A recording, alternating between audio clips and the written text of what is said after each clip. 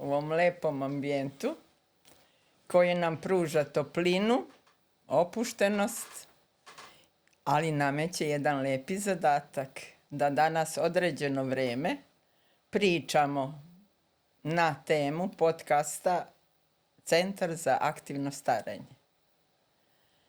Možda su do sad već mnogi i čuli o tome, a zašto čuli i kako čuli, na televiziji pre mjesec dana bilo baš aktivno i aktuelno predstavljanje, otvaranje centra, a to je uradila naša divna Marija Peruničić, koja je pričala o značaju, o aktivnostima, gde se nalazi, koji su ciljevi i ostalo.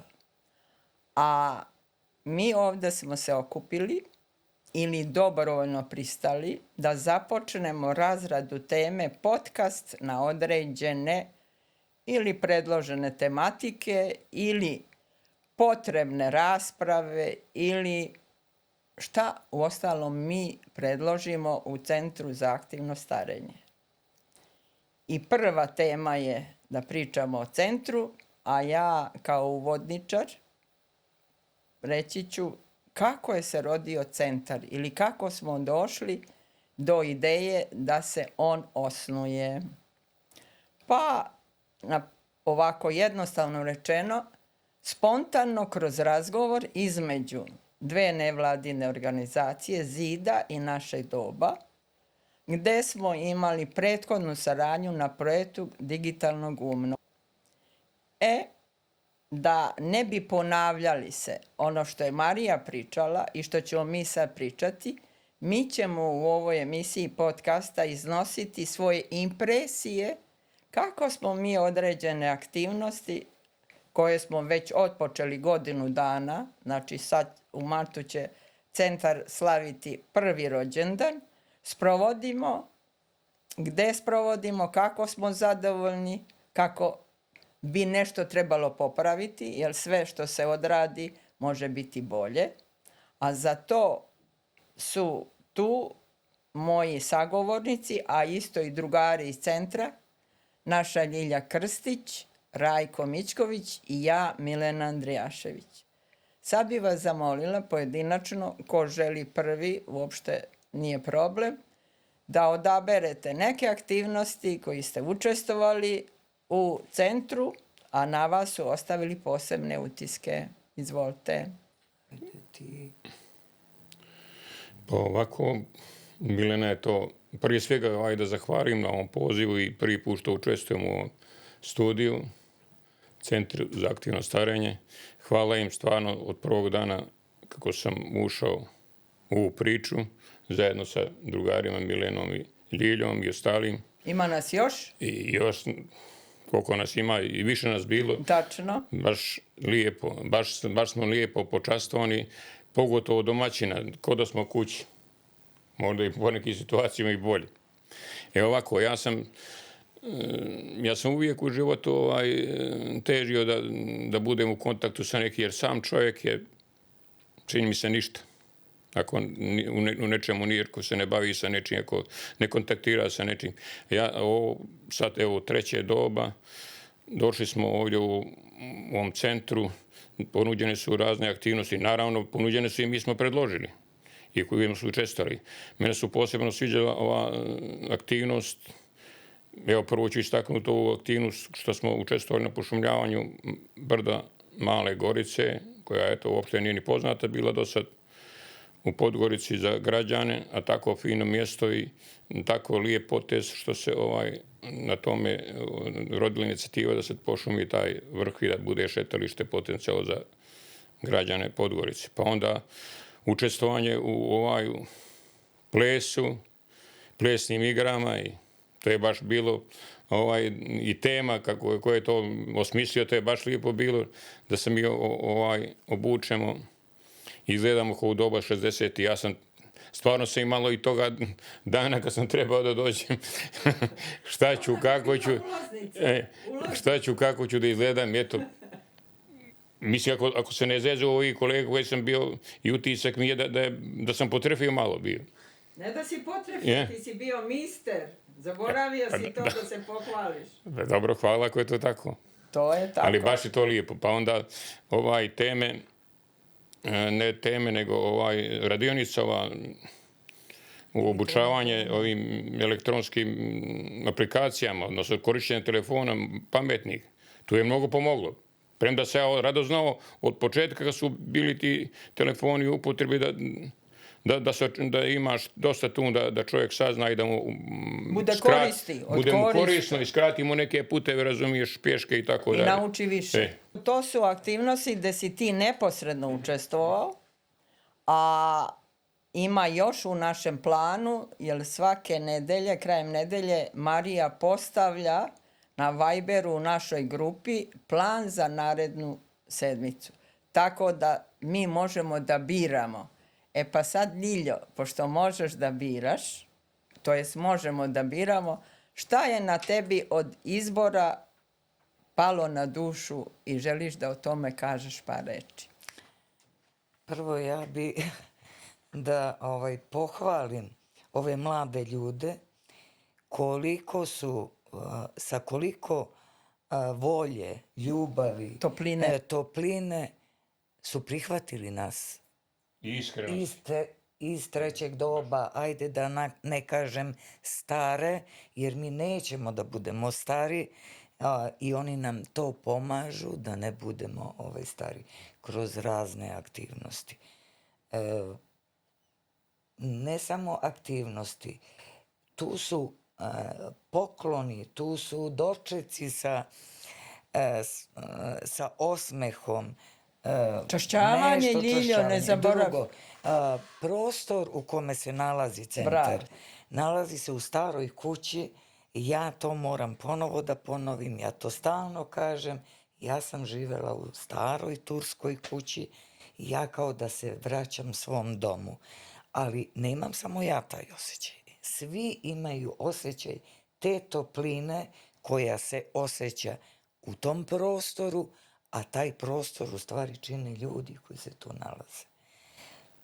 Čudno malo, izvini, kako su to oni povezali baš sa tom starinom, sa tom kućom i da se to tako, taj program nastavlja i da se to kontinuitet neki A to sve rade mladi ljudi. Neverovatno.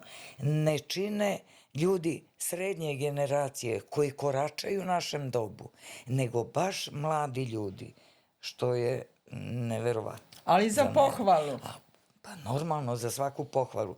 Onda da nas dočekaju, ne radi se sa kafom, sa čajem, nije u pitanju ta kafa, nego jednostavno ti se osjećaš kao da dolaziš u svoj dom, kod nekog svog najbližeg, i zato pozivam sve koji ovo slušaju da nam se priključe, da nas bude što više, da svi zajedno uživamo, starimo, zajedno aktivno starimo. Uz razne aktivnosti, a te aktivnosti su uvek različite, mi ih zajedno osmišljamo. Tu su i putovanja, tu su plesovi, pešačenja, tu su razne sportske igre, sportski tereni i sve, stvarno. Ajde sad bi malo tebe pustila da nešto kažeš dok... Dobro. Imam ja da uporedim razlog ili potrebu ovakvog centra u odnosu na prošlo vreme i na buduće vreme. Pa ovako, mi znamo dobro da dok dete ne zaplače, majka se ne obrće. Ili češemo se tamo gde svrbi. Po demografskim podacima i Evropa stari, a i crnogorsko društvo stari. Pa imamo razne analize, ispitivanja. Trenutno je svaki 6. stanovnik Crne Gore stariji od 65 godina. A projekcije su prema 2040. da će više biti starijih nego mladi. Primetili ste i u samom nazivu aktivno starenje. Kad kažemo aktivno, ne mogu drugi da misle da mi trčimo svaki dan 9 krugova oko zgrade ili 6000 koraka da bi bili aktivni. Ne.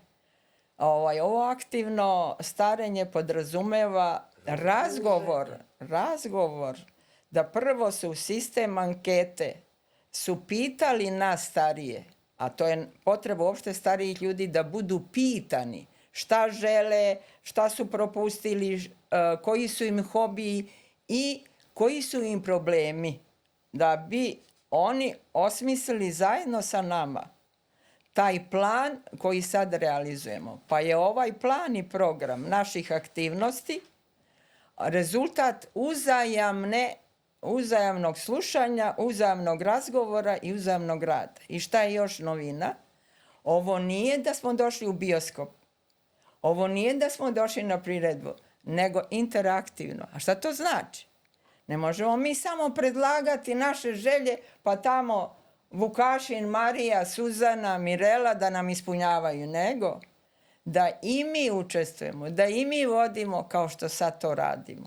Kao što je praktično ovo primer kako mi kao stariji možemo da budemo resurs.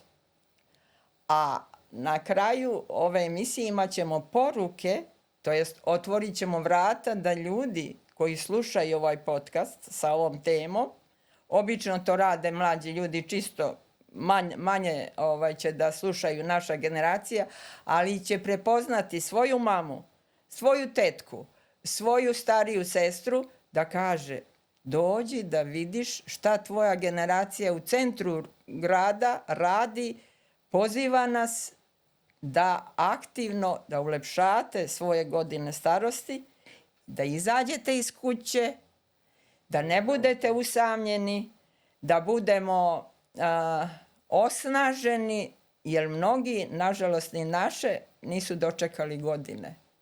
Bolesti, nedostaci raznorazni sprečavaju ljude i uvode ih u zatvaranje u 4 zida. Nama je cilj da to prvo prevaziđemo i krenemo na mesta kao što je centar, da se nadahnemo pozitivnom energijom, da damo od sebe ono što možemo i da to ne bude nikakav napor, nego lepota. Ne znam da li se slažete vi sa ovim. Odlično si to, Milana, ti iznijela i to je baš tako, ali sad, kako ti si pozvala da se uključe babe, deke, tetke, strini i tako dalje, ali kako to da napravimo? To je teško da neke ljude izvedemo. Ja sam pokušao, evo, mojeg druga Slavka i onoga Željka. Videli smo. Pa dođeš 2 dana, pa opet Polako. Ali za svaki cilj treba upornost velika. Polako. Imamo mi sem drugova i bližnje svoje. Koje ne možemo. Ali znate šta može da bude pokretačka snaga? Želja je jedno, a znanje kako se to